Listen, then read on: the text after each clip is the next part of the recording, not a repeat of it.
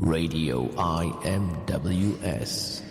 Assalamu alaikum wa rahmatullahi wa barakatuh, and welcome to this week's election special on Radio IMWS. I'm Brother Muhammad, and on May the 7th, voters up and down the country will head off to their local polling stations with an eye to vote in a local MP and a government.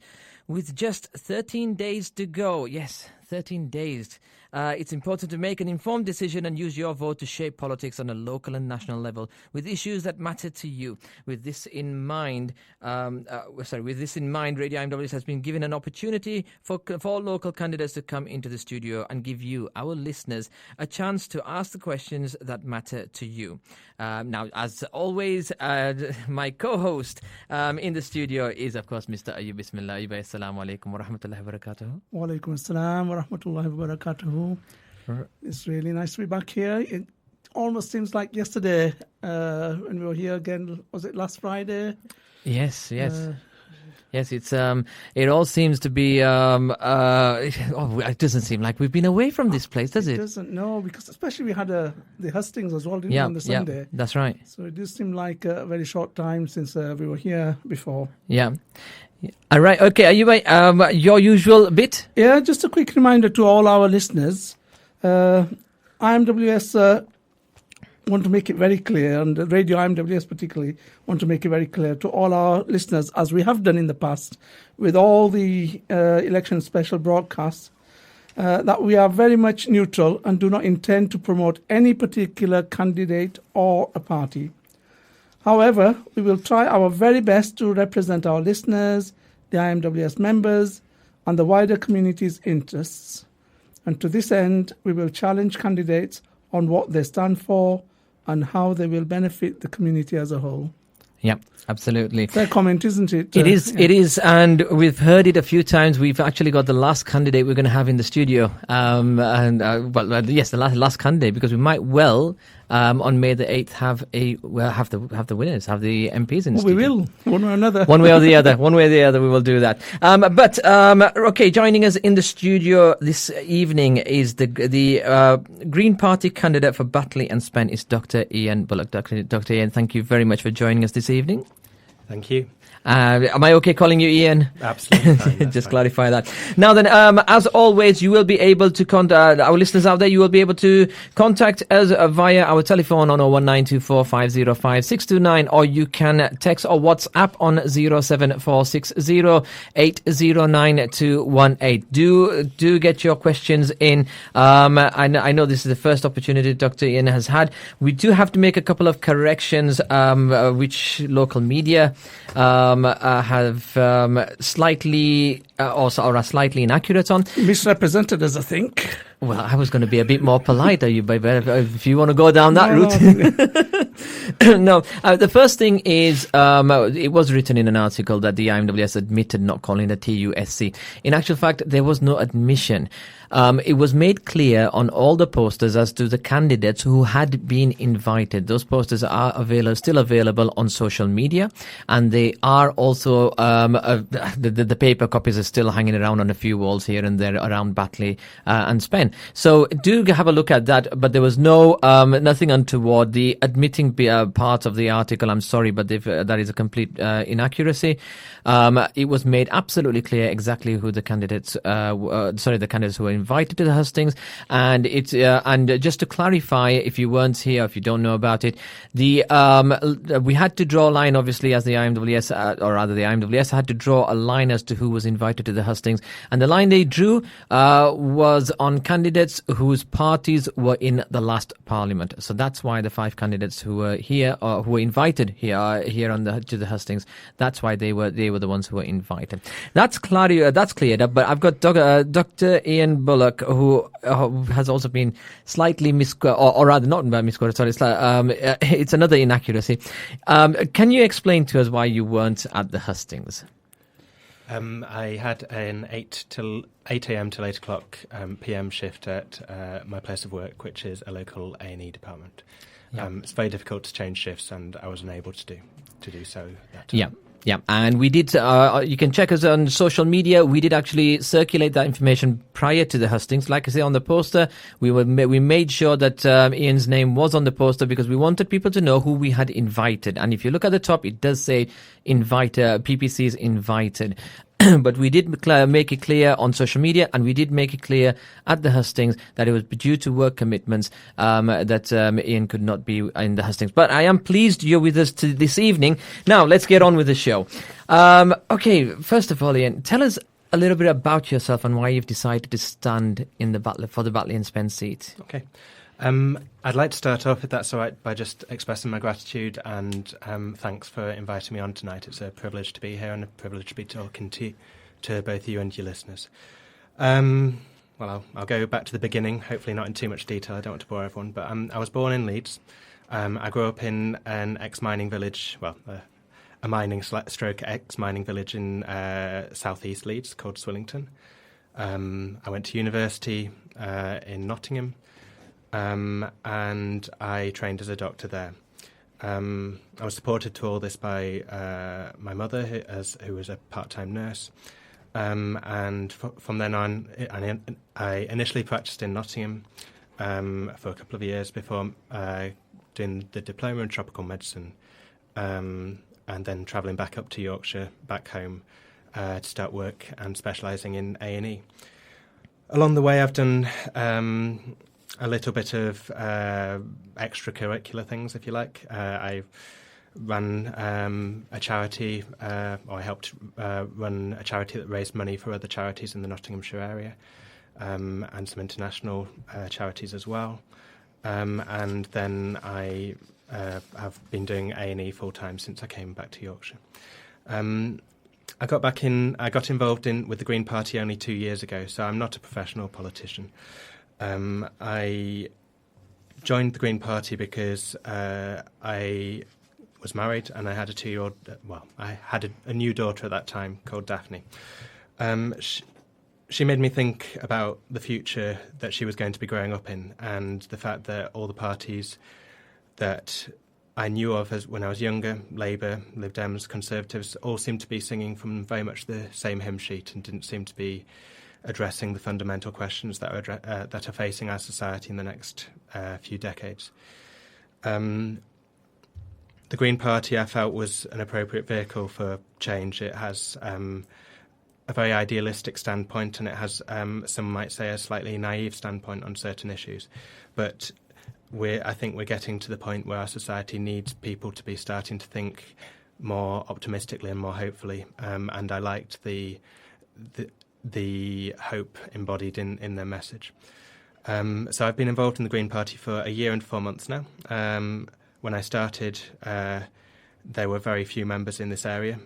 We all know that the Green Party's grown a lot over the last year, and there's been a lot more members now. When it came to standing as a candidate for Batley and Spen, I'm not going to sing my own praises too much. It wasn't a particularly onerous elections procedure. There were, at the time, very few members who'd been part of the party for more than 1 year. I was the member who was willing to stand as a candidate. So I was nominated by virtue of being the person willing to stand. I'm hoping that we carry on seeing the Green Party improve locally. We've more than quadrupled in size in the last year. So we've gone from something like 5 members to 40 members. Doesn't compare particularly to the other parties in the region, but it's a massive change, and if that change carries on happening, we should see some real growth. Right, okay. Now then, Ian, what are the key policies for the Green Party? Nationally, the Green Party has... People tend to think of the Green Party as a single-issue party. In a way, you could say it is. The single issue is how do we build a fair and equitable society that is sustainable long-term and will lead to a worthwhile future for the human race. Now, that is quite a large single issue, and I think it's a single issue that we're all caught up in and all our children are caught up in. However, you can't do everything in one election. You can't do everything in one day.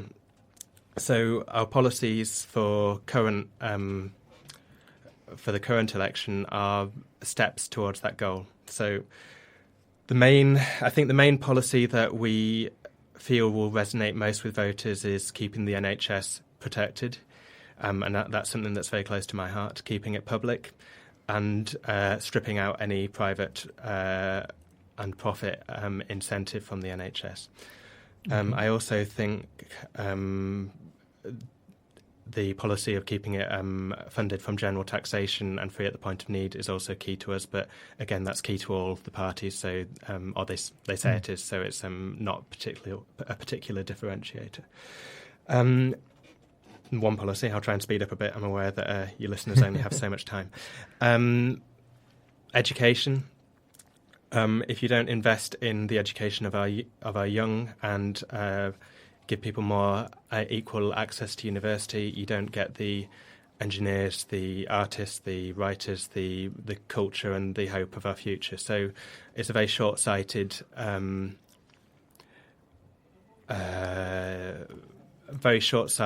principle to neglect the future of our young people.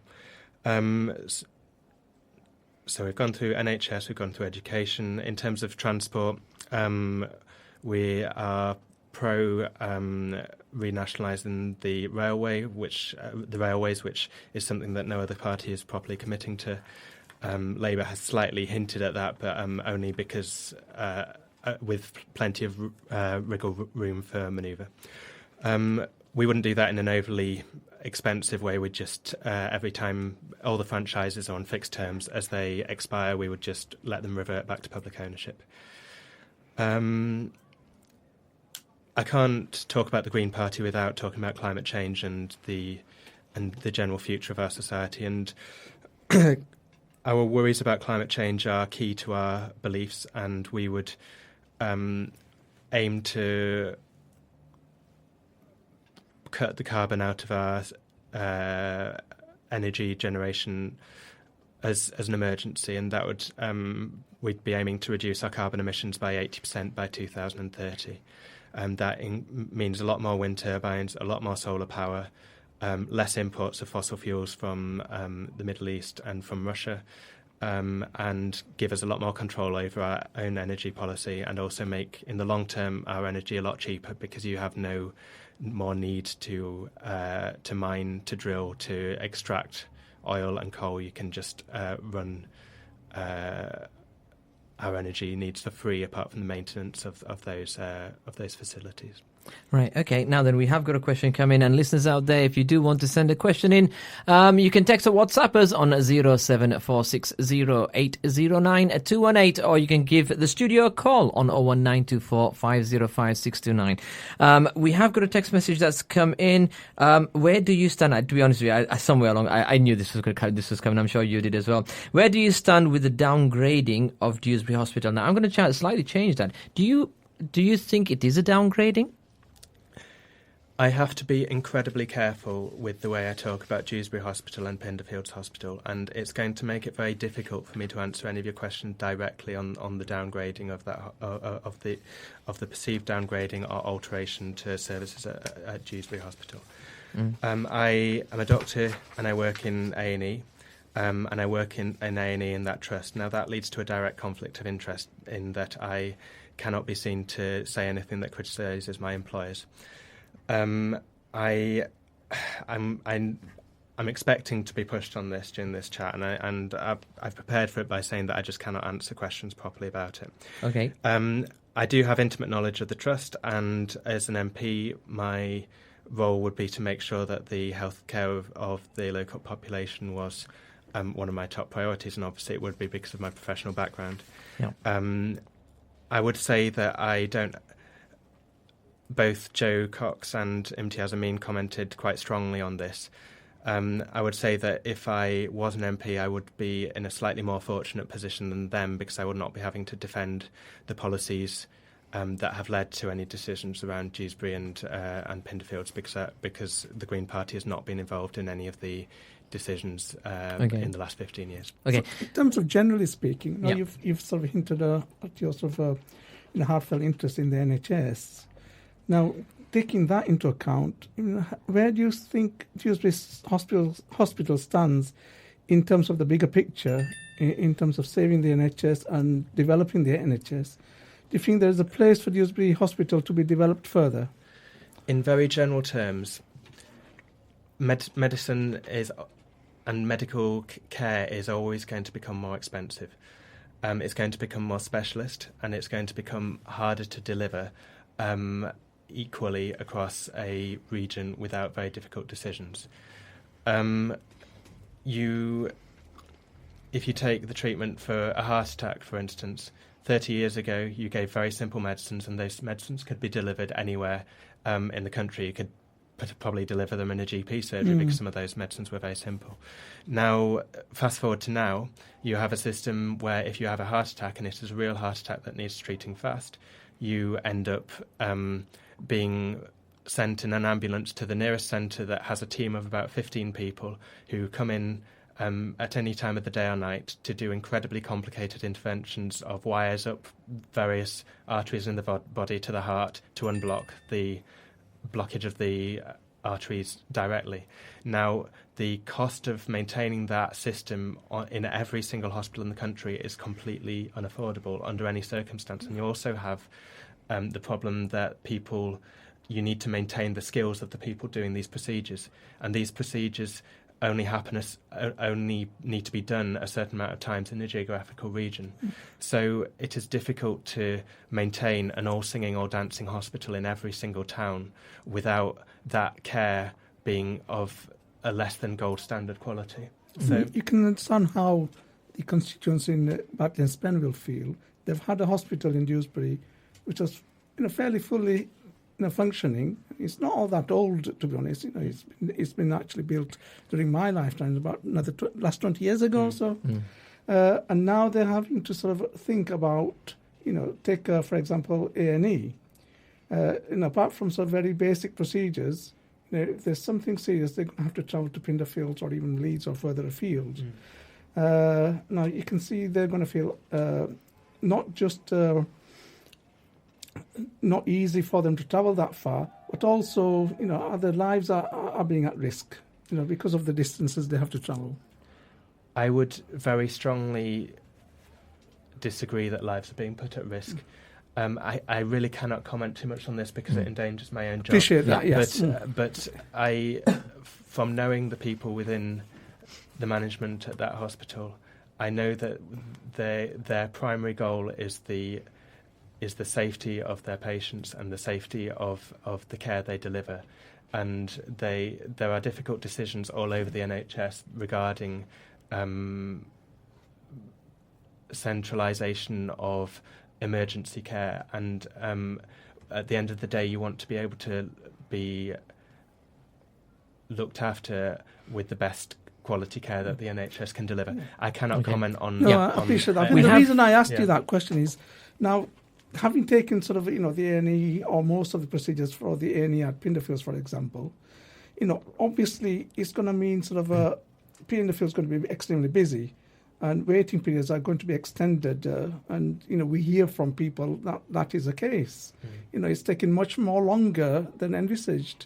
So it's not actually made things better, it's making things worse.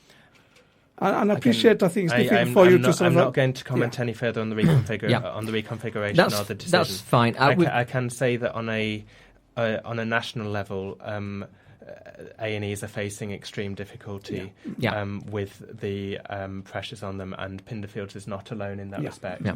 If I can bring in this question, because this is about the national, about the NHS nationally. It's from a listener, and if you do want to send in your questions, the number is 07460809218. Dr. Bullock, thanks for coming on the show. As an A&E doctor, as an A&E doctor, you have unique perspective on the NHS. What is the state of the NHS in general, and how has the Conservative Lib Dem government had an effect on this?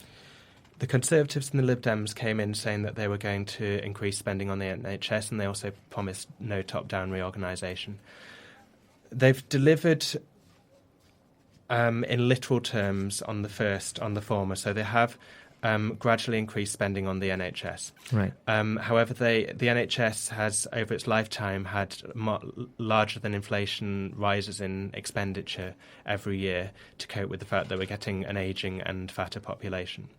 That has not happened during this Parliament. It's been the spending has not increased in real terms. That has led to certain stresses being put on it, and it's and A&E is the canary in the coal mine. It shows the strain of the difficulties in other services first. What was the second part of that question?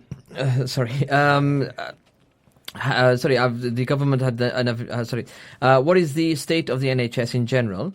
Yeah. And how has the Conservative Lib Dem government had an effect on this? Yeah, okay. The damage done to social services is drastic. So every hospital is struggling with discharging patients to adequate situations at home and adequate care packages being put in place for patients. So you end up with a situation where all hospitals, and I'm not talking about Penderfields here, all hospitals have problems with what's called exit block or bed blockers, which is a horrible term, but it means lots of patients in a hospital that no longer need to be and they have nowhere else to go. That causes a backup throughout the whole system, meaning that A&Es then have nowhere to put their patients within the hospital. Right. That makes things very difficult. And my personal experience is that nurses and doctors and healthcare assistants and radiographers and all the allied staff throughout the hospitals and the management within those hospitals, they do everything they can to keep everyone safe. And partly because they believe in their job as a public good, they believe that they are giving something to society that they are vocationally feel they are expected to do. They will hold things together very, very beyond the call of duty. Okay. However, that can only go so far, right. And I would say that that people's experience of the NHS is suffering from this government, and right. I would think that it's going to be damaged by another Conservative government. I've got another question that came in from a listener, which says, is there any clinical benefits from privatising certain aspects of the NHS? Clinical benefits, I think, very few. You can have some temporary financial advantages, but then if you look at examples of hospitals elsewhere in the country where they've outsourced private operations, say there was a case down in the south where cataract operations were outsourced to a private company. Firstly, the private company didn't do as many cataract operations as they promised. There were a lot more complications, and then when those complications happened, the private company washed their hands and let them go back into NHS care to have the bodged operations fixed. Right. So But I mean, one of the areas was, or the problem was, for example, in cataracts, there was long waiting lists. Mm-hmm. Now, where there are long waiting lists, how is the NHS, where the NHS is not coping, you can go private and do it, or you can have to spend on there. How is the NHS going to cut those waiting lists down? I think the NHS isn't a magical organisation. It is a function of the political emphasis and money put into it. You have a system that's been, I can't remember the name of the study, I'm sure I could email it to IMWS later, but there was a Commonwealth study done a few years ago which showed that the NHS was the most efficient, the safest and the cheapest of all the healthcare systems in the developed world or the Commonwealth. I think it was in the G7 or G8 nations. Right. We spend about 9% of our GDP on the NHS. Comparable countries in Europe spend 11 to 12%. So that 2 percentage term doesn't sound like a lot, but it's the difference. It's a difference of 20 billion, which when you compare it to all this, the government's recent announcements about an extra £8 billion and expecting to be lauded for it, that 10, 20, 30 billion would actually be very much needed. So I think what you need is politicians to be brave enough to say more needs to be spent on it, and tax has to be brought in to be able to pay for it, if you want that all singing, all dancing service. Right. Okay. Now then, the Green Party amongst its pledges as such have got they will fight for a publicly funded, publicly provided health service free at the point of use. And then the second point they come with is the ending the creeping privatization of the NHS. Now, the thing is, this issue of free at the point of use, that does leave the door open for the creeping privatization, doesn't it? I mean, shouldn't everything in the hospital be provided by the NHS? So I think the Green Party policy is to keep the NHS completely public and eradicate private. Yeah, but the free at the point of use, because all the parties are saying that free at the point of use, but that brings in your your private contractors. They are saying free at the point of use because they're using that as a smokescreen to cover any creeping privatisation that is in their plans. The Green Party has no plans for any private involvement. But that's what the Green Party are saying.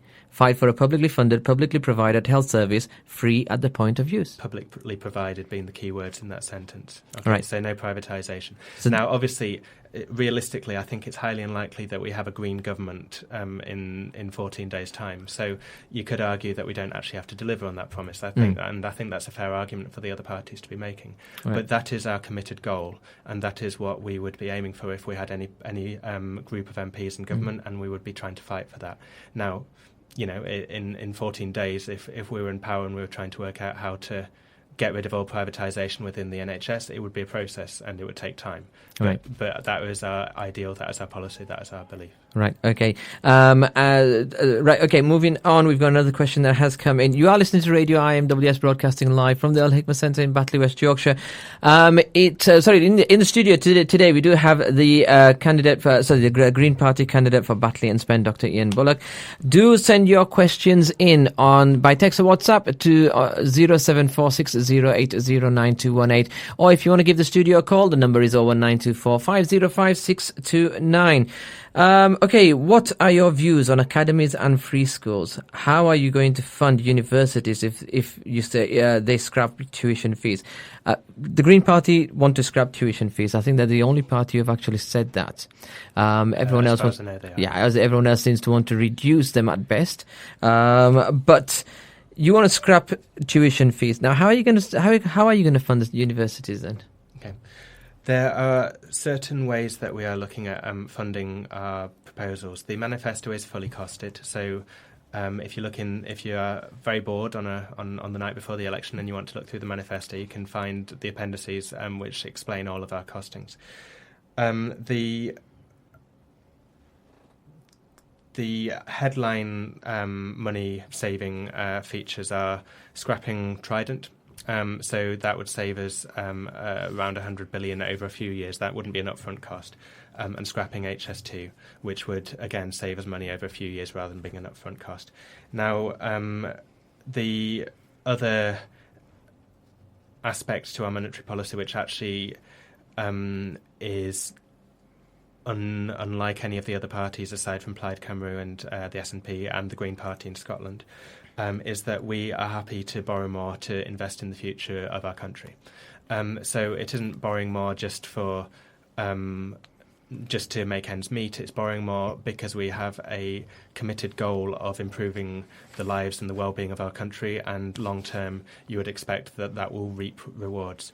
Rather than the current government's policy seems to be to slash and burn everything, get rid of the post office, get rid of every asset that the public has in this country, which is saving money in the long term but gives us a temporary bit of money now. It's like having a house full of valuable equipment you can loan out and make money on, and just selling everything in a fire sale just to get rid of it and have some money now.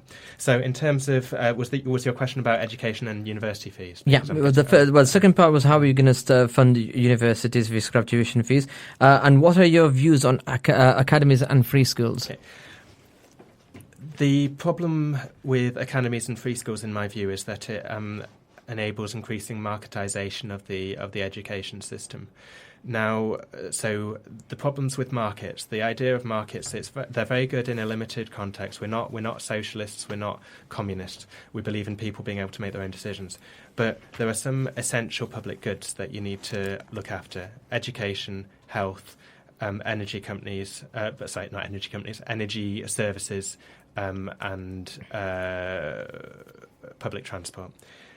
If you bring the market principle into all those, you end up with winners and losers. Now, it's great having schools that are winners, having free schools and academies and such like. The problem is that to have winners, you've also got to have losers. And where do you want your children to go to school? Do you want them to be going into school in the areas where they're losers? So what you need is to, and it's a shame that Labour's kind of abandoned this a little, is that they created the comprehensive school system, and the idea was to give every person in this country a chance at a decent education. I think academies and free schools run counter to that policy, because we should be making sure that every person in this country has access to a decent education. Where do you stand with respect to faith schools? Faith schools, personally, I don't have a problem with faith schools. I understand that the Green Party policy is to integrate them back into the comprehensive school system. I think that would be something that would have to be I'm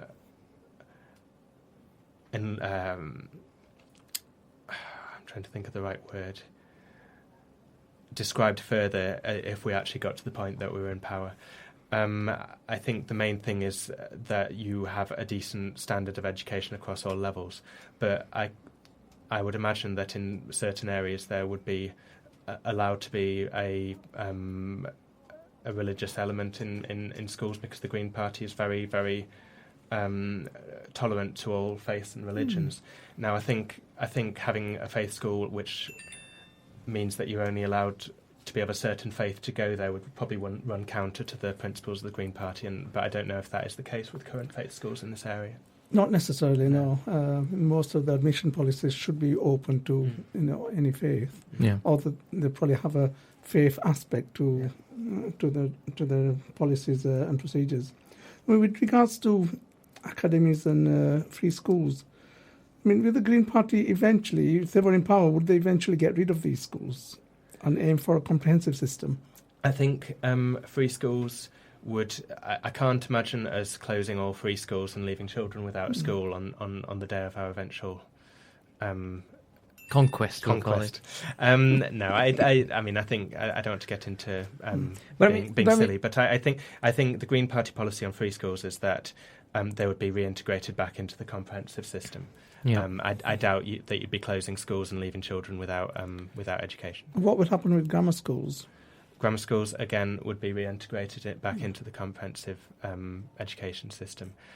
I don't know the legalities of what what powers local authorities have in this area. So I think the government can set the tone, and then the local authorities have to be involved, because a lot of grammar schools It's a very long-term vision, is that, because to integrate all these schools back into... that is a very, very long-term vision. I mean, in a short-term vision, what would you say is required locally, particularly local schools? What would you say is required in the immediate to improve schools local within our constituency? I would say that you've got a diverse and in some areas quite difficult job in areas of Dewsbury and Batley and Spen. You've got areas of huge inequality, areas with a lot of poverty and children who are having a difficult time at home. Schools working in that area have a very challenging environment to work in, and you need to look at that sensibly and think about whether schools like that should have funding prioritised and less funding in more affluent areas. I think I think more money is an obvious answer, and. Are you in favour of what was it called? My apologies, completely gone out of my mind. Assistants, classroom assistants. Are you in favour of classroom assistants? As teachers, you mean? As as teachers. I think there's a teaching assistants. Sorry. Yeah. What happens is many schools they're actually using teaching assistants in place of qualified teachers. Yeah. I think a lot of these. It's hard to make a generalised statement about teaching assistants, because I'm sure there are plenty of fantastic teaching assistants. I'm sure there's plenty of fantastic teachers. But as within the NHS, there is a trend to getting people to do more complex jobs with lower qualifications and less pay. I think if you're investing in education properly and seeing that it was the future of our country, the questions like this, to some extent, would begin to disappear because schools would be able to make their own decisions in terms of level of qualification of their teachers, and give them a bit more freedom to make their own decisions. I think having qualified teachers is a very sensible policy, and I don't think.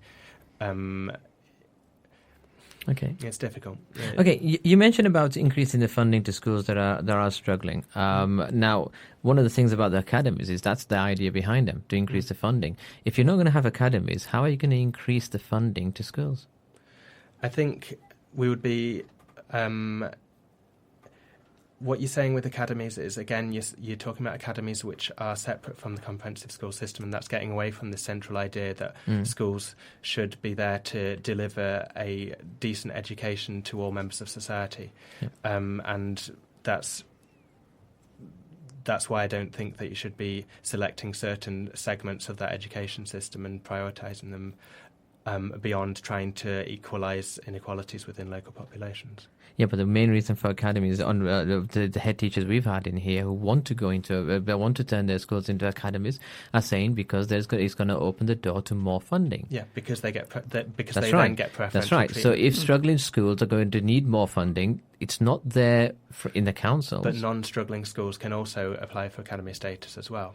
Yeah, so, but when we're talking about about the struggling schools, you mentioned about increasing their funding, more money to the school to be able to have better quality teachers, to have more teachers, and that's how to get around it. But the local authority hasn't got the money to give to it. So where's that money going to come from? That's, again, where you're talking about investing in education properly and the local authorities having more money. I mean, a lot of our proposals, I'm aware, are talking about more money, but the thing is that if you all the policies in our manifesto could be achieved by going back to the spending of that the last Labour government was at in 2010. You know, these aren't bank-breaking, country-breaking economic policies. Right. Okay, you are listening to Radio IMWS, broadcasting live from the Al Hikmah Centre in Batley. It's election special. It's Friday night, and you've only got possibly 3 more. This is the third, 3 more, including this one. Before me and Ayuba will start having our Friday nights off, inshallah. I've got a question. In the studio with us, we have the Green Party candidate for Batley and Spen, Dr. Nhs Bullock, and we have a question that's come in. You can send your questions by text or WhatsApp, 07460809218, or you can call us the old-fashioned way on the telephone. And to be honest with you, in all the election special, we've only had one phone call on 01924 505 but we don't mind. We know people write more these days than talk. The art of speech is going to go soon. Right, okay, the questions come in from a listener. The Green Party are an anti-austerity party, borrowing more money. You say is not going to reduce the deficit nor the national debt. The other parties have a plan in reducing the deficit to some degree in the next parliament. What are the Green Party's plans in reducing the deficit and international debt? Our plans are that the obsession with the deficit and the national debt is damaging our country. I think my colleague for the Dewsbury candidate said very similar things, which is that this country has been in debt for 300 years. During those 300 years, we've had a fairly successful history in lots of ways, and the national debt has not impinged upon that. As long as we are able to pay our debts as they come due, and I think it's more important to be focusing on the wealth of our individual, of the members of our population and focus on our society than obsessing about numbers on a bank balance sheet. If people weigh up what the deficit ever meant to them before austerity, I don't think people really thought about it that much. But since austerity, we've seen damage to the NHS, we've seen damage to education, we've seen damage to almost every public service in our country, and we're all feeling poorer because of that. I think it's better to focus on on our population rather than. I'm repeating myself there, so I'll end there. Right, okay, that's fine. Now then, we've got another question coming. Sorry, on the, just on the deficit. I mean, what about the food banks and things? I mean, there's a lot of talk from the Green Party that it's not as bad as what it sounds, which is basically the message that we're getting, that there is no need for austerity. But there are people who are struggling out there. So how would you deal with people who are who need food banks, people who are literally on the breadline? Well, we're in an age of where we've got. I wouldn't say it's a new phenomenon, but it's a worsening and more recent phenomenon, which is that of the working poor. I think people on benefits are demonised, and they're all assumed to not be at work. But we've got a situation where it's very difficult, if you're on the minimum wage, to actually have any good quality of life. And most of the people who are using food banks are in work. And the Green Party's policy, again, is more bold than Labour's, and that is to have a living wage of becoming the minimum wage of £10 an hour. I think that would make a massive difference to food banks. You'd end up spending less on benefits to support people who are in work, and you would also be spending less on housing benefit to private landlords. I think the existence of food banks are a bit of an insult to our society. We should be living in a world where people aren't having to survive on charity. Okay. Raising the minimum wage, it's a good idea. But in reality, do you think it might sort of put small businesses out of work because they won't be able to afford paying their employees a big increase from what the minimum wage is at the moment, £6 something, £6.75, £6.80 to £10? It's a big jump. I think it is a big jump, and I accept that it would have some impact on certain businesses. But what you would also see in poorer areas would be that people in those areas would generally become wealthier because people would have more money to spend. You would probably see an improvement in the economy of the local area because people would have more, there'd be more money going around in that area. There would also be specific proposals. I don't want to bore people with fairly intricate policy detail, but the Green Party's policy is to reduce national insurance contributions for small businesses, so that would actually help offset some of those costs. And we're in a situation where the government is actually having to step in to supplement minimum wages anyway by paying for people's housing benefit and other benefits for the working poor. If you actually raise the minimum wage, you would be it isn't all small businesses paying minimum wage. There's large businesses that pay the minimum wage and can well afford it. You've got Tesco's, which, yes, it would see its wage bill increase, but it would instantly lift thousands and thousands of people out of poverty. Yep. I think if you're living in a society where you can't afford to pay people enough to eat and rent or buy their own houses, that's actually more of a concerning issue. Okay. Now then, just on the housing side of things, one of the Green policies is to cap rent and introduce longer tenancies to provide greater protection for renters. Now, a lot of landlords will actually say the exact opposite. The problem they have is that a tenant comes in. On one side, there have been a lot of cases where tenants, because of the change in system, where the tenants were starting to get paid rather than the money, like you mentioned, the housing benefit, going directly to the landlord, and the landlord ended up having to fight and never ever saw that money. Landlords would say that they have it just as bad as the tenants do. I would argue that landlords don't have it just as bad as the tenants do, because they have, especially buy-to-let landlords, they had capital, they had money to start with to buy a house, and then they use the rent from people living in that house to pay the mortgage. So in effect, they are using the money from their tenants to increase the amount of wealth they have.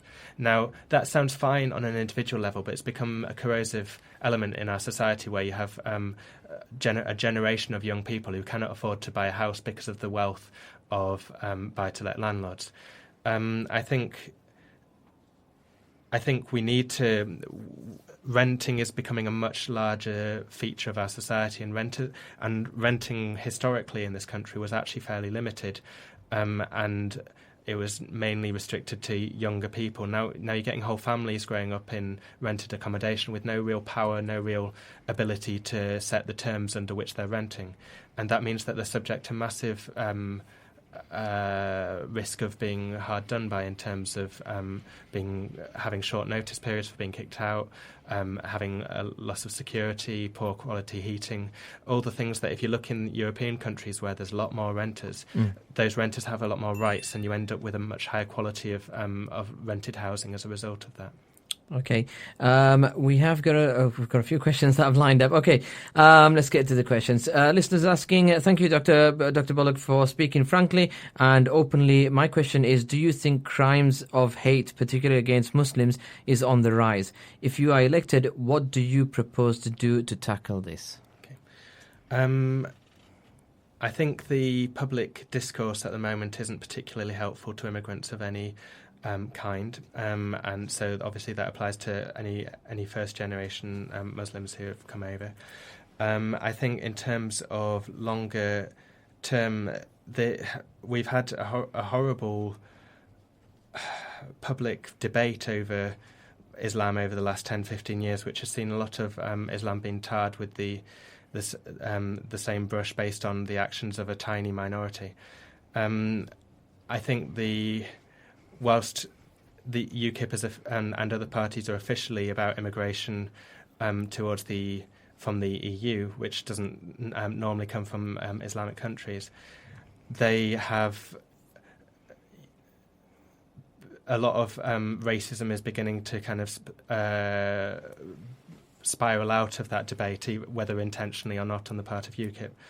And I think in that setting, rises in hate crime are unfortunately inevitable. On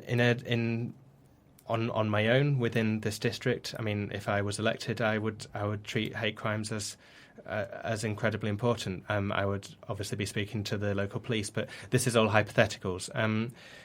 The Green Party stands for freedom of worship, freedom of belief, freedom of expression, complete tolerance, and a belief in equality.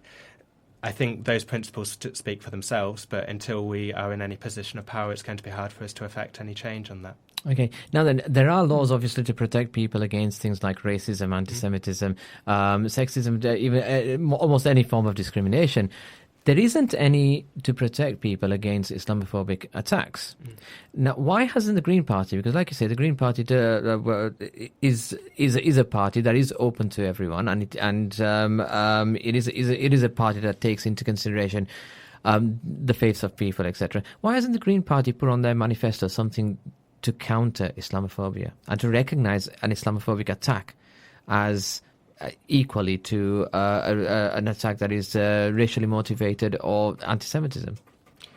What do you think is the practical difference between an Islamophobic attack and a racist attack? What does that? Because I'm right. I'm not Muslim. Right. I'm not Christian. I'm fairly agnostic. I'm white, and I've grown up in a very different situation to you. So I don't actually fully understand why that question matters to you. So I'd appreciate you enlightening me more. You're the first person to ask me a question. Well done for that. Put you on the spot there, Mohammed. I'll tell you what really, right. Because obviously, if someone's attacked for the colour of their skin, that is wrong. If someone's attacked because they're wearing Islamic garments, that is also obviously wrong. Now, I would imagine that the lack of specific provision for that in the legislature is probably due to an oversight rather than any conscious decision not to protect Muslims. I mean, if someone was called a name, for example, or was yelled at, screamed at, shouted at by using derogatory terms which were racially motivated, then that would be regarded as a racial. That would be be regarded as racist, be racial, and there'd be an issue over that. It would be a crime. But if someone was attacked because he was a Muslim, he would not. That has gone to court. Unfortunately, there's been cases that have been taken to court, and it has been basically thrown out of court because there is nothing to protect a Muslim from being attacked. I don't think anything about that is actually signposted in the manifesto. The manifesto is a lot more thorough and a lot more in depth than UKIP's or Right. most of the other parties. And I think it's something like 400 pages. Even I haven't read all of it. I am perfectly happy if you have the contact details of the person who asked that question. I'm very happy to actually look up because we have something called the Policies for Sustainable Society, which is basically a document that's about 30 years in the making, completely democratically created at every conference. So party leadership cannot change policy without going to the party. Right. I can check on whether we have any distinction in that, and if they're particularly interested, I can look into the mechanics of changing it. And the listener can also get in touch directly with you. And we haven't done with this with any of the candidates. I can give them my email address. But you can. The email address is gone. Ian IAN.Bullock BULLOCK @greenparty.org.uk. Right. Okay. Now then, this has been a popular question throughout. I mean, just on that. No, actually, we'll go on to this. Listeners asked this question, and I think this has come up a few times over the weeks. My voting decision in the general election in May 2015 will depend on the candidate's position on Palestine. I will be more likely to vote for a candidate to become an MP who first. Number one, calls for an end of the siege of Gaza. I am not anti-Semitic. I am, however, my stepfather was born in Egypt. He grew up in Egypt. He was an ambassador. His father was an ambassador, and he grew up in lots of different countries, including Sudan, Egypt, Argentina, and East Germany. His personal insights on the Palestine conflict helped inform my views on it at an age before I was involved in politics, and he describes people being forced to leave houses, leave all the cutlery, leave all the crockery, because the people who are moving in would need them. I think the injustice that has been perpetrated on the Palestinian people is horrific, and it's one of the open festering sores that has caused the whole a massive amount of the problems within the Middle East, and it's something that can always be used as an example to radicalise young Muslims as well. However, you have the Jews have multiple generations that have lived in Israel now as well, so you can't uproot them. The obvious and the only long-term answer is a two-state solution from my point of view. Okay. And on the siege of Gaza, it needs to end. Yep. It needs to end because my personal life is given over to being a doctor. You see the images of last year, and they're horrific. What do you think as politicians we should do to end this siege?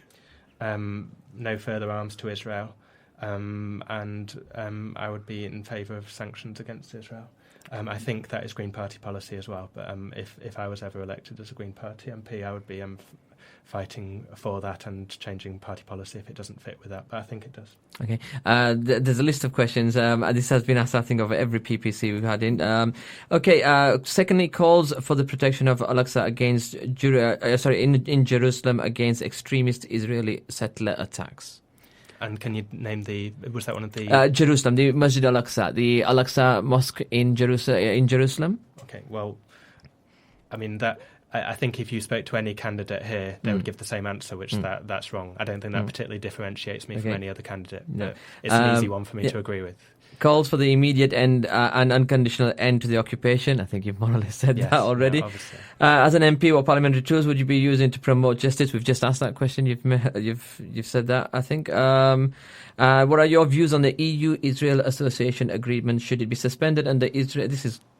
I think you've answered all of these. Yeah, I mean, but just on that, EU-Israel. Israel is in huge violation of human rights.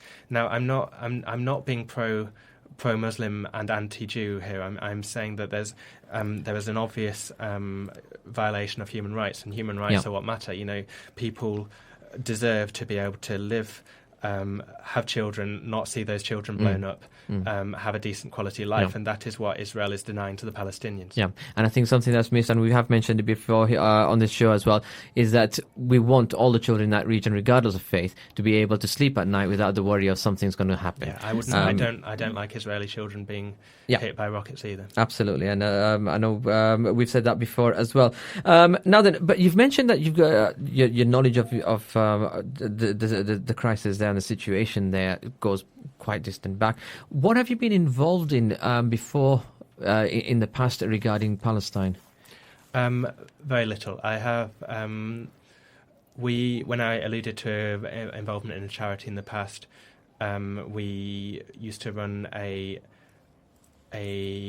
student night when I was a student at Nottingham University, which was aiming to try and integrate students in the local population, and we used to just have a night with lots of music and kind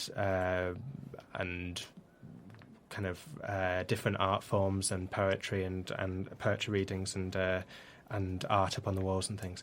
That raised about £50,000-60,000 over about 5 years. Some of that money went to an organisation called Medical Aid for Palestinians. So indirectly, I've probably given a few thousand to them. In terms of daily activist work, I haven't done anything of any note. It's just my beliefs that it should be sorted. Right. Okay, that's fine. Now then, moving on to a more local, our local town centres. Batley and Spen has been struggling over the past few years. There's been a lot of cuts. We're looking at losing the libraries in, I think 4 of the towns, to be honest, but at least 3, if not 4 of the towns. We're looking at losing the markets in Batley and Birstall. They're coming to a close as well. And potentially Hetman White. Yep, and potentially Hetman White. Right, first of all, what do you see are the big issues locally? Okay. I walked over the bridge from Tesco's to Batley today, and I think that's probably a large example of that. You go into Tesco's and you can pretty much get everything you need for your material life, can't you? You can get toasters, you can get washing machines, you can get food. You go over the bridge to Batley and I never lived in Batley before Tesco's was there, but I can imagine it must have sucked a lot of life out of the centre. Now it's there, I don't know how you really address that particularly. There's seems to be in both Hetman Dwight and Batley, which are the areas I know best, there seems to be a lot of empty shops, a lot of charity shops, a lot of pound shops, a lot of shops where you exchange goods for easy cash. Again, mine and Adrian Cruden, the Dewsbury candidate's views are fairly similar on this. You need to think of practical solutions. Looking at all those buildings, they haven't got people living in them. If you could start to make the town centre more attractive to people to live in, you would start to see restaurants pop up, you'd start to see some element of nightlife, which would give bring money into the local economy. The Green Party has a belief in local currency as an idea to try and help struggling towns. Again, that has worked in certain areas where there was a big engagement with the local population. That would be something that would be a possibility. The idea of a local currency is that it is only valid in local shops within that region rather than chains. And so it means that if people acquire that currency, they tend to use it in a local shop, and it tends to stay in circulation about 3 or 4 times longer than normal money. I think on a larger scale, we've got 20% of the population who don't earn a living wage. Which is obviously something that we would try to change if we had a group of Green MPs in Parliament. We've got a loss of textile industry and industry generally across the whole region. You know, I grew up in a right next to a mining village that had lost its mine. You know, what does it do then? What does a textile town do without textiles? It's difficult, and it requires a constant input from the local council and from concerned people in the region. The local council is Kirklees. Kirklees tries to do its best, but it's a big, geographically dispersed council with massive inequalities and wealth between the richest and the poorest bits, so it's hard for it to focus best on places like Batley and Spen and Dewsbury, which have suffered historically from being within being between more well-known towns like Wakefield and Huddersfield and Bradford. What would I practically do? Well, as an MP on my own, alongside Caroline Lucas, if that happened, so if we doubled the number of Green MPs, I would fight very, very hard for the local area. I would try, if we had any swing in a hung parliament, so that's a parliament with a face-off between Labour and the Conservatives, both of whom asking for help from the smaller parties like the Greens, you may be able to extract concessions for certain regions, and I'd certainly try to do that. Long term, there needs to be more money given to councils, so that councils who have most of the control of local services, so that councils can do more. Personally, I think the first way forward would be to, as soon as I was elected, again, this is very hypothetical because it would entail a swing of 2% to 34%-ish, which hasn't been matched many times in the history of the democracy of this country. I would try and get all the business leaders in the local area together, speak to them, find out what they feel is needed, what they want. And I think that is the role of an MP, is that I stand before you with a certain set of policies, a certain set of beliefs, but when you get elected, you are there to represent everyone in that area. And so you need to find out what that area wants, because your responsibility as their MP is to try to address the needs of everyone in that area. Right, okay. Whether they voted for you or not. Would you become a full-time MP? Yeah, of course, yeah. Now, would you do you agree with the second homes that MPs have, and do you agree with the pay that MPs have? I agree with the pay that MPs have. I think it's currently 67,000. Yeah. I think you need to be able to attract a good amount of talent to govern in the country, because it's one of the most important jobs in the country. Part of the reason that MPs have suffered in the past from having all these scandals around expenses is because they're sat on salaries of 67,000 when they're hobnobbing with people who are on $1 million, and so they begin to get jealous and feel like they want more. I would imagine. I think it's a fairly human response. Their sense of reality gets distorted, I would have thought. So I think 67,000 is enough. It would definitely be enough for me to live in. I'd be very happy with that. As regards second homes, personally, I don't believe in second homes. I mean, this is personal, but I went to Nottingham University, where most of my friends who didn't go into medicine went into the city to make lots of money. I have lots of places that I could happily stay the night in London with no problem.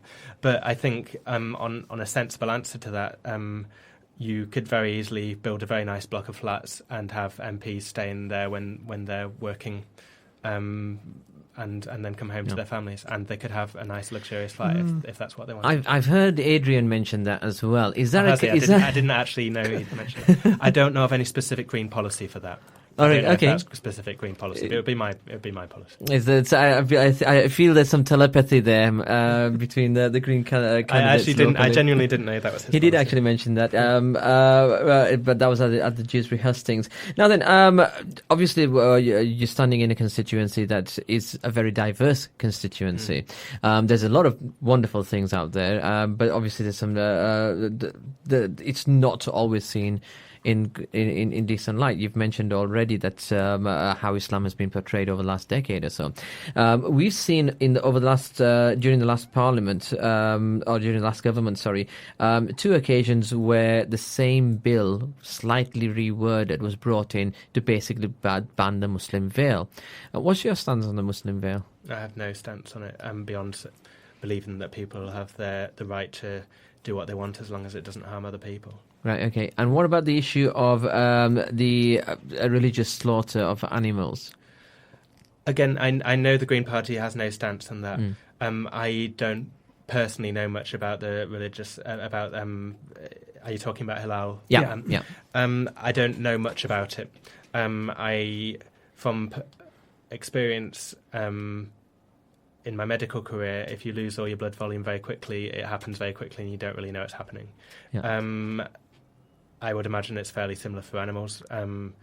And what we do in abattoirs otherwise to animals is fairly horrific. Killing anything isn't particularly nice. I don't have any great desire to try and change it. Well, the abattoirs are a problem across the board for everyone. Is that something that the Green Party will be looking at? Because, of course, one of the things about animal care is that within the Islam, the Muslim faith and the Jewish faith, in Judaism as well, the rights of the animals are quite high, which people don't. Well, it has been actually mentioned in recent debates. Is that something that the Green Party will be looking at to try and shape up the abattoirs? The Green Party has no policy for or against halal. Yeah. Now, as regards animal cruelty and unnecessary animal suffering, they are obviously against that, because that was one of the initial causes that the Green Party has always been fighting against, and will always carry on being like that, against unnecessary animal testing and animal cruelty. Yeah. I tend to think I have a family farm which is run by my aunt, and that's an organic farm, and it was a very small farm that used to struggle a lot before the organic revolution. The animals there have a very good quality of life. They grow up in fields. They're then killed in an abattoir on site, and it's all done humanely. And I think that's probably you've got to look at the life of the animal as well. If it's living in a factory in a 2x4 foot cell for its entire life, that feels inhumane to me. And I think that's something I'm more bothered about than the exact method of their death. Okay. Now then, we're looking at a hung parliament, which more than likely, I think everyone's up for a coalition come the 8th of May. It shows the weakness in our political system because it's not designed to deal with them. Yeah. And the Lib Dems last time made the difference. They had enough seats to partner up with the Tories and to form a government. This time round, it could well be a case of, as well as a second party, a third and fourth party might need to be seen. And that's where the Greens might well come in, even with the 1 or 2 seats, could make a difference. What would be the key issues the Green Party would want to deliver if they did come in on a coalition? Well, their key pledges have been about education, about the NHS, about climate change, and about change. I think we'd be keen for some kind of voting reform in that situation as well. The thing is that the Green Party has specifically said that it will not go into coalition with any party. It will definitely not support a Conservative government because Conservative ideals are completely at odds with their own. I think the Green Party covers a lot of the same ground as Labour used to before Labour had to tack right to try and get more votes. And so I think more ideologically we're probably a lot closer to Labour and Lib Dems of a few years ago before they gave up their principles and power. So I think we would be able to support a Labour government in certain votes in exchange for certain concessions, but I don't think you'll be looking at any ministers or any formal coalition. If I made earlier when I was talking about extracting concessions from particular parties in the event of a hung parliament, I don't think I used the word coalition, but if I did, that was against Green Party policy. So I'm sorry if I made a mistake there. So the Green Party is not interested in a coalition or being part of a coalition, even if it's got that seat to make the difference. No, because we believe in our principles and we believe in our viewpoint, and we are trying to we have society going down what we see as the wrong path, and we're trying to give an alternative to that, and that involves not doing too much horse trading with other parties and the resultant degradation in your principles that involves. Okay, so on a national scale, how would a Green candidate benefit their constituency? Because you would be able to lend the government support in certain situations and ask for something in return. Now, but not you would be able to choose what you support and what you don't, and I think that's the key difference. Do you think the Green Party will pick up seats this time? I hope so. The problem is the first past the post system, and I know, because I listened, I know that Adrian mentioned that as well. I don't want to bore your listeners too much with that, but I don't know how much the general public knows, because politics is the more you delve into it, the more complicated it gets, and the more you get further away from general people's knowledge, and you end up talking and not sounding like a real person anymore. First past the post means that in each area, it gives you an MP. So in an area, you generally have to have 30 or 40% of the vote to win. Now, Green Party nationally has 5%, maybe 6% of the vote at the moment. If you could elect MPs based on the national percentages, that would mean the Green Party had about 30 MPs because it would have 5% of 600 MPs. Yep. That is a massive number of Green Parties compared to what we've got, which is one. Because in one constituency, we could throw all the resources of the party at getting Caroline Lucas elected in Brighton. I mean, now, if we can do that, now we have more resources because our membership has quadrupled in the last year. We are able to focus on Bristol, Sheffield and Norwich. Right. And so we're trying in those constituencies again, but first past the post makes it a very slow process. On a personal note, I mean, what are your aspirations? Do you think you will actually make any progress in this election, or do you think, is voting for the Green Party a lost vote? The wasted vote question. I do not think that voting for what you believe in is a wasted vote. So if you're going to vote tactically to keep out the Conservatives, which I understand that viewpoint because we do not want the Conservatives back in wreaking havoc on our country. But you've got to look at the policies of the different parties. You've got to look at the policies and decide which policies you believe in. You will never see change if the country is always running scared of letting the Conservatives back in. So I don't think it's a wasted vote to vote for what you believe in. I think that the Labour Party would much rather be fighting the Green Party sitting slightly to the left and more environmental to them than the BNP who they used to fight in this seat. So I'm sure the Labour Party is glad that people are coming in on the left. But I don't think it's a wasted vote. And in terms of my personal aspirations, if something happens and everyone in the constituency listens to this radio station and likes what I have to say and votes for me, I would be very happy to be an MP. But my aim is longer term. I joined the Green Party a year and 3 months ago. I believe in its principles and I want to try and make our country better, and I want to try and help in our local community. That will take time, and that takes engagement with stations like this. It takes engagement with the local population, and it takes a long time. You're looking at 5-10 years of hard work. Yeah. And big dilemma, isn't it, for the voters really? Because on the one hand, you've got if they've got socialist sort of views, then they're thinking about how to keep the Tories out, how to keep the UKIP out. Who are they going to vote for? Well, I think that's one of the good things about having so many parties at the moment, and it also is going to put pressure on this first past the post system. You have multiple parties now, which means that whole swathes of the population are going to vote for those parties and then not have any representation in Parliament. I think the success of these small parties means that people are going to be less nervous about voting for what they believe in. Right, okay. Now, why should the public believe what the Green Party are saying? Because we've heard this from the Lib Dems. They let us down. Like you mentioned, the Lib Dem were before used to have principles. Unfortunately, they let us down as soon as they went into government. How do we know that the Green Party, if they do have enough seats, will not then decide, well, actually, we could go into a coalition? Because they've said that they haven't. So I think if they then completely break that promise, you're allowed to never vote for them again. Labour have said they haven't, and we know what's going to happen. Well, if they go into coalition, having said categorically that they haven't, I will believe in the Green Party. There's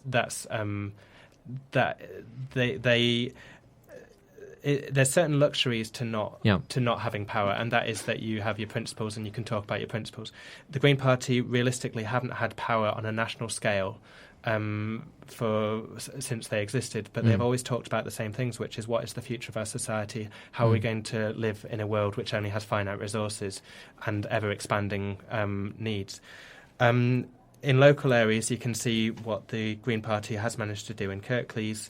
They managed to create the warm zones, which we're very proud of because that was initially put in by Green Party councillors, and that has benefited thousands of homes, brought down heating costs, and it was all done for free. That was a Green Party idea. In Brighton Council, that's the one that's always highlighted as a Green Party failure is Brighton Council, because people talk about the Green Party having trouble there. We've just got a call that's come in. Assalamu alaikum, caller. Yeah, wa alaikum assalam. It's Hassan Badat. Okay, Hassan Badad. Okay, Jazakallah for calling in. You're live on Radio IMWS. What would you like to ask Dr. Ian Bullock from the Green Party? Can you just get hold on for a moment? Just hold on 1 second. Let's just get deaf on my right ear and it's only coming through on my right ear. All right. Okay. Yeah. Okay. That's fine. Can you hear now? Yeah, I can hear now. Okay, go for it. Yeah, Dr. Bullock, welcome to the IMWS. My question is very basic. Okay. What is the purpose of the Green Party's existence, given that you and your national leaders have also consistently said you're not interested in coalition, and given that realistically for the previous dozen years or so, probably for the next 100 years or so, you're not going to get into a majority type of government. What is the point of your existence? If you're not going to entertain coalition, then what is your aim? Is it ultimately to somehow wait for proportional representation or some other change to first past the post system? Why bother? Okay. That's am I allowed to answer? Yeah, sure. That's a really interesting question, and it's a question I've sometimes asked myself when I was first deciding which party I wanted to get involved in and what I wanted to do about what I saw about the problems with society. The problem is that I do not agree with the policies of the other society, of the other parties. Labour, the Lib Dems, the Conservatives, they're all singing from the same hymn sheet, which is about things getting worse, public services deteriorating, relentless clamping down on spending, a non-hopeful view for society. I have a 2-year-old girl. As I mentioned before, I'm not trying to use her for electoral gain, but I'm scared about her future, and I believe in a better future for this country. Now, there's no point then allying myself with a party that isn't believing in that. It doesn't really matter to me that the Green Party doesn't have power at the moment, because if we make our arguments coherently and consistently and on a large enough scale, people may start to alter. Yeah, of course you can. I mean, I haven't finished, but you can come in. That's fine. You can please do come back. But I am also interested in many of the things that you're concerned about, the security and the future of our children and so on, and the environment. But I think personally that there's more chances of doing that by aligning in with some kind of a party system where you can have an influence. Now, if you're telling me that I think it's the one member of parliament you've got, and goodness knows how many, in councillors and European elections, if they're managed to make a difference, then fine. But I think, and there's a chance maybe you might have done at a local level, but at a national level, can you point to anything that the Green Party has had any influence on? I'm sorry if this is an unfair question. No, it's fine. It's fine. But I'll Absolutely ask that, fine. and then I'll put the phone down and I'll listen to your answer online. That's fine. It's fantastic to Nice to have had, had direct contact with you. Okay. As to that question, Caroline Lucas has won a fairly major award, saying that she's the best parliamentarian this year for engagement with her local constituency. So I know she's making a difference to her candidates in a local constituency. She's also put in the NHS reinstatement bill, which is trying to reverse the Conservatives' Health and Social Care Act, which has laid the NHS open for privatisation. And she's also been an integral part in setting policy, especially from when she used to be party leader. In terms of what we've done on a national level, having an MP in Parliament has made a very big difference to our... it's a stepwise process. It's made a difference to our national significance in that people are now including us in debates such as this, that we're actually getting onto the Today programme, even if our leaders sometimes aren't as polished speakers as some of the other leaders. So it's made our issues and the issues we stand for more at the forefront of people's minds. Now, if at the moment the Green Party exists as a glorified focus group that is a pressure group that's pulling Labour over to the left, that's fine in my point of view, because it means that Labour knows that they have to be thinking about the more environmental and left-wing issues of their voters. I think it's important to stick to your principles and argue consistently for them, and to win that argument, because there is a lot at stake to stop our country going down the dark path proposed by Conservative and UKIP coalitions and the rest of the parties being afraid to stand up to them. Right. Okay. Now then, we've got a couple of messages I want to get through. First of all, message that came in: great policies. Why have we not seen you campaigning on our streets? And there's another one which is actually very similar. When are we going to see some Green Party leaflets coming through the letterbox? Those are two very good questions. Now, you have to understand the... Well, you don't have to, but I'd like you to understand the work methods by which politics works in a local area.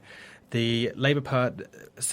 Safe seats where a party is fairly reliably going to win, don't happen by accident because of the principles of the population. They happen because of the resources and the activists available to get out the message. Now, Labour has hundreds of activists. In Batley and Spen, we have 45,000 houses, and I've done the maths. In the next 5 years, I would need to go around 20 houses a night for 5 years to be able to speak to everyone in the constituency. Now... Sorry if that maths is slightly wrong in the heat of the moment. I'll check it later. But it's something of that order. We've gone from having one candidate in Hetman-Wyke, one member, Green Party member in Hetman-Wyke a year ago to 6. Now that increases by a factor of 6 the number of people who could potentially be giving leaflets out and speaking to people in the local population. Now, I have been in Dewsbury Town Centre, I have been in Batley Town Centre, but I can't be there all the time, and I have a job as a doctor which takes between 48 and 80 hours of my week every week.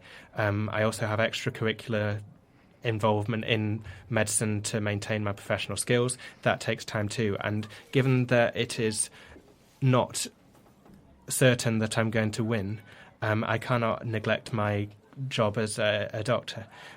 If you contrast that with Jo Cox, who I have been I've been impressed by her principles. She seems like a decent woman. She's done lots in terms of charitable work and things like that. So she's not someone that I can hate online, on radio. I admire her. But she has the backing of a party machine that has hundreds of activists, is spent many thousands as opposed to my 900 in this constituency, and has a lot more weight behind her. And so she has, everywhere you go, you're seeing Jo Cox posters, whereas there's not that many Green posters around. Now, that takes time, and it takes time to build up the activist group within a local area. And that is something that can only be done gradually. I'll happily come round and knock on your door and talk to you if you want. It takes a long time to do that throughout a whole constituency, which is why you haven't seen me yet. As regards the leaflets, we have one leaflet going out, which will go out to every member in the constituency, and that's taken pretty much all our resources available for this seat. But it's one of the first times that we've done it. Have you thought of doing any targeted campaigning? Sort of trying to approach volunteer organisations, community organisations, and talking and discussing your policies with them? That's difficult for a lot of community organisations because, just like IMWS, it's hard. They largely have to be seen as impartial, and so it's hard. You can't really influence them into campaigning for you. And a lot of these organisations are bound by the government's rules during the election period, the rules on what's called PERDA. So it's hard to do that now. Again, I've been a member of the party a year and a half, so I haven't had the chance to be able to do all this, and I have a full-time job, so I have not been able to do as much talking to local groups as I would like to. This, in effect, personally, I feel like I'm starting my campaign for 2020 during this campaign for this election. What about a soapbox in the town centre? I will be definitely considering that in the months and years to come. I have to say, Dr. Ian, you have been probably the most frank candidate we've had on. I don't think anyone's turned around and said that this is the campaign for 2020. Yeah. So talk about long-term goals. But right, there's 33%, around about 34% of people who never voted last time. We might well be seeing that say, how can you motivate those people? Because those people, you can only give it two reasons. One is apathy in the fact that they cannot see their vote making a difference. Yeah, I think that covers it quite well. It's difficult. How do you challenge? How do you target this? And you can throw in a lot of buzzwords and sound like you know how to do it. It's difficult. I mean, you have the problem of poor education, poverty. I mean, in my job, I see poverty in all scales. I see poverty of material wealth. I see poverty of ambition. I see poverty of education. I see poverty of family life. And it's I'm not trying to flatter your voters, but one of the things I definitely notice in the Muslim community that comes in is that the support in family life is incredible. You know, you don't generally see Muslims coming in from nursing homes. They come in from their own homes with family support.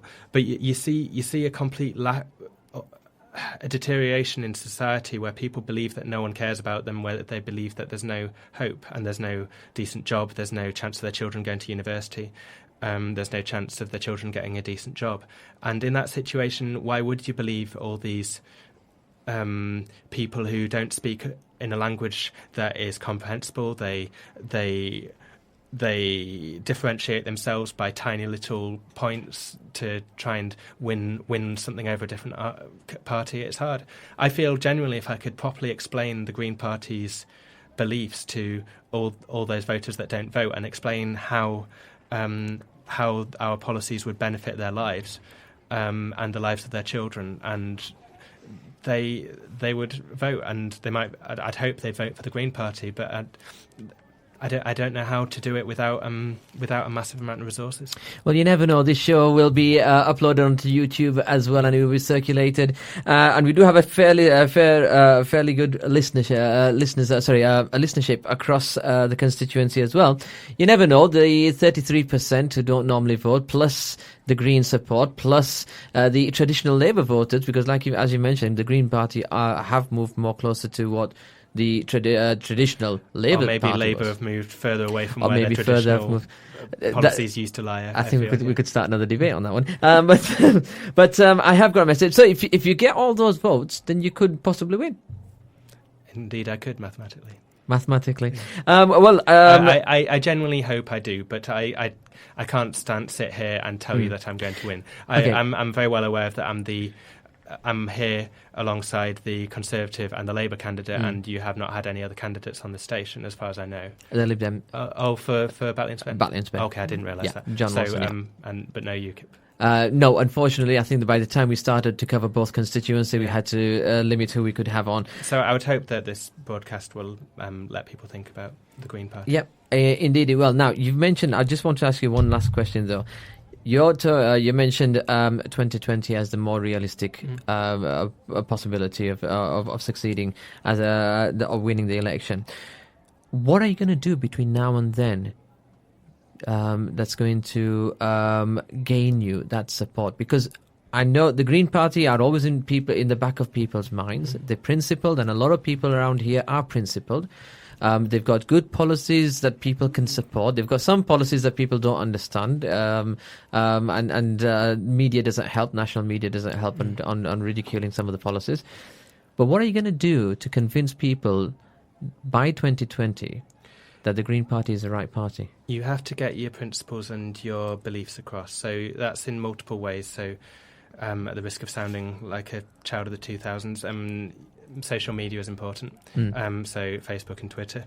You have to have time to do it, and you have to build up your activist base, and you have to engage with the local community, find out the business groups, find out the local faith groups, find out the housing association groups. All that takes time, and that is something that I personally have not had time yet to do. That's something I plan to do in the future, and it's just a gradual process. I'd hope that by 2020, the national picture will carry on with the growth in the Green Party. So we've gone from having 14,000 members in February 2014 to having 61,000 members now. So that's a quadrupling of both our revenue, because we don't take major donations from any businesses except very strict ethical criteria. So most of our money comes from our members, unlike most other parties. So it's increased our financial ability to get our message across, and it's increased the number of people willing to get out and leaflet.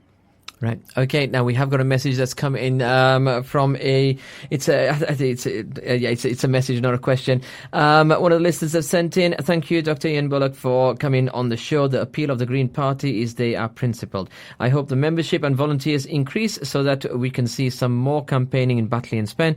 Best of luck in your campaign. And I have to say, that's very kind of them. Thank you. Well, it's not the first time that we've had messages come in saying that people from people that they were. In fact, last week we had a message come in from one of our listeners who said he would be voting Green this time round. And I think locally as well. I know Adrian's managed to get quite a fair bit of exposure.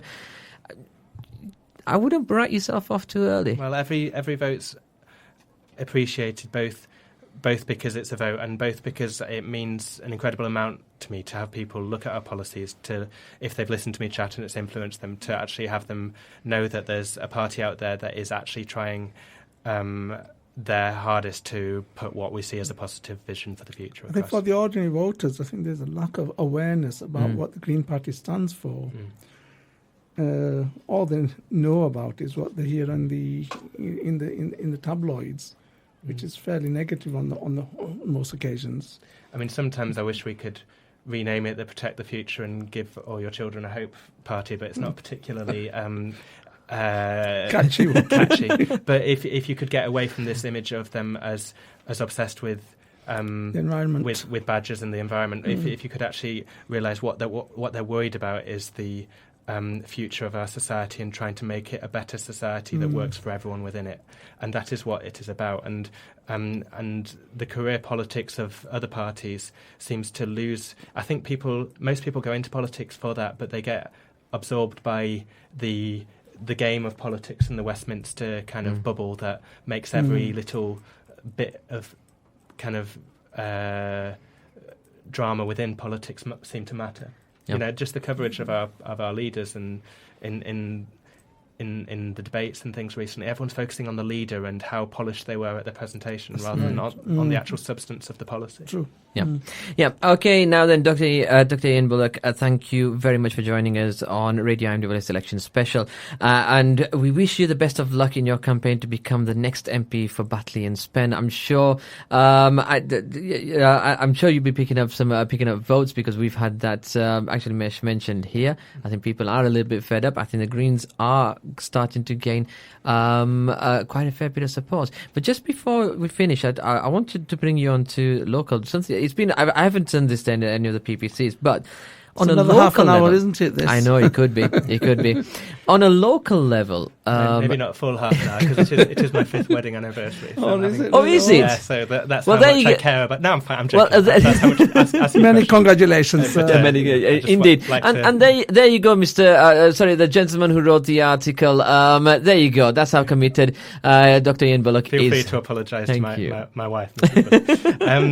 Okay. So but on a local level, because you are seeing an increase in we are seeing an increase in Green councillors in the council, and we know in the last budget that there was the only reason Labour did basically have to make a deal with the Greens to actually get some of their policies through, and that meant some of the Green policies came through. Do you think locally at a council level you're going to see more and more support there? We're focusing. We did quite well locally last year. We got around 13% of the vote regionally in this area. I was very thrilled with how I did because I went from having, I think had 2% the last time we stood, which was I think 2 years before me. I stood as a councillor in Hetmond White last year and went to 16%. So that was a good swing, but that was because I was able to get out and leaflet in a relatively small number of houses and speak to a lot of people locally.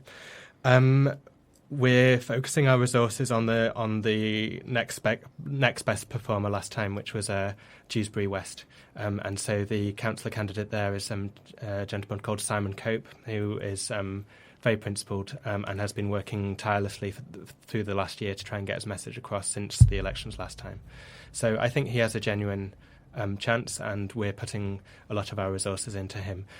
If you spread yourselves too thinly, you can't get over that boundary of winning. So you have to try in certain areas to get councillors, and then they can start doing good and get a name for themselves, and then that brings up the reputation regionally.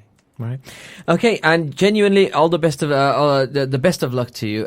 You have been the most frank and most open candidate that we've had on the show. I have to be honest. Would have been brilliant to have seen you on Sunday, but we know there were genuine reasons why, and I hope the listeners out there can understand why as well. Now then, election special will be back next Friday, and next week is the last election special before the election itself. So we are going to open the lines up to you, our listeners. We're not sure. Now, keep posted on the social media, but I think we're going to open the lines up and we'll have the messages coming in for that as well, inshallah. So you will be able to have your say. Now, we want everybody out there to let everybody know. We are more than happy to take messages and phone calls from any of the political parties, anyone with whatever political affiliation they have. The show has always been about that. We've said that from the outset. We've been very fortunate. We've had, I think all the candidates have had trying questions. Absolutely. From our listeners. I know we've tried in here as well, but from our listeners, we've always had trying questions. We had our second phone call today. It's not bad. But we've had. I enjoyed the questions. I thought they were very, very sensible and very relevant. Yeah, and we've had a lot of questions. So next week, we want you, rather than ask us questions, we want you to tell us what you think. How do you think the elections are going to pan out? Do you think it's a foregone conclusion? And there's a lot of interesting factors happening at the moment. Yeah, and we might even invite people in the studio if they're nearby. Pop in. Yep. Well, what we'll do is we'll put an announcement out, and we will also put something out on our Facebook page. I just need to see how busy the hall is next week as well, inshallah. But you will definitely be able to be on the show over the telephone and definitely over through the messages as well. We want your opinion. Where do you think this is going? Because I'll be honest with you, I haven't got an answer. I don't know. It could be anything from a landslide to very, very close. And listening to the candidates over the last 7-8 weeks, probably longer, there isn't an easy answer, is there? There isn't. But more on that next week. For now. Before we finish, if I could just say a big thank you to Dr. Nhs Bullock for being with us tonight.